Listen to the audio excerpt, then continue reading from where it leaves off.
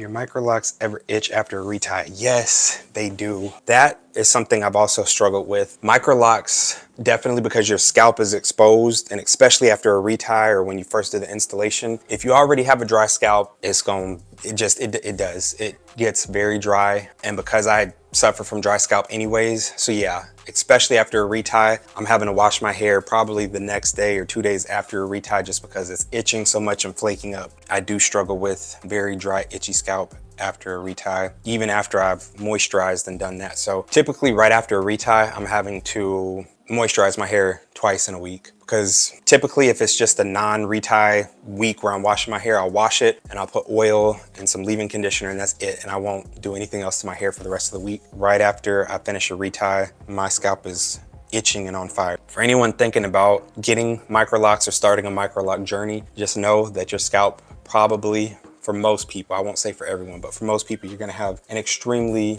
itchy scalp anytime you get maintenance done, just because your scalp is exposed to the elements. But it's nothing that can't be prevented. I go in, spray some water, put a little oil on, and I'm pretty good most of the time. I don't get the balls on the ends of my locks very much anymore. Every now and then there will be one that, you know, the little balls that fall off eventually. But I feel like most of them have, this is one right here, I think.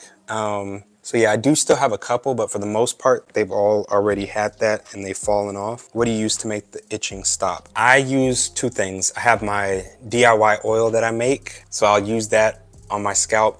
But something that honestly, even in the interim, because I don't like weighing down my hair, I don't want to put oil on my scalp every day or on my locks. I try to use it once a week. And so what I use in between when I have really itchy scalp, it's from the, what is it? Head and Shoulders Royal Oils line. It's the Scalp Elixir, and it comes in a bottle that's like this big. I know it works for a lot of people. It definitely works for me. I use their shampoo, their conditioner, and then I also, like I said, use the elixir, but it's called the Scalp Elixir. And I get all my stuff on Amazon because half the time when I go to the store, I can't find it in the store. I live in an area where the stores don't cater to melanated people because there aren't a ton of us up here. And so, yeah, I end up shopping on Amazon most of the time. That way I can ensure that I get the stuff that I need. It comes in a small bottle, but it lasts for a very long time.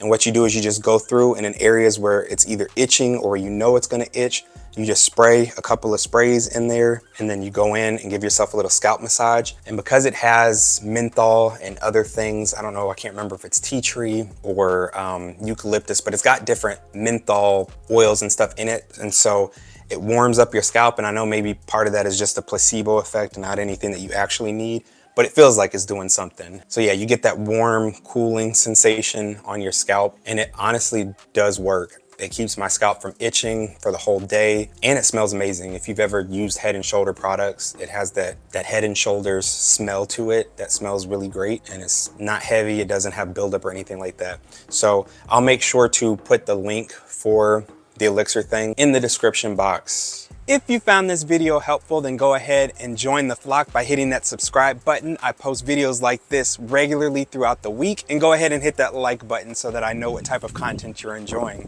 See you in the next video.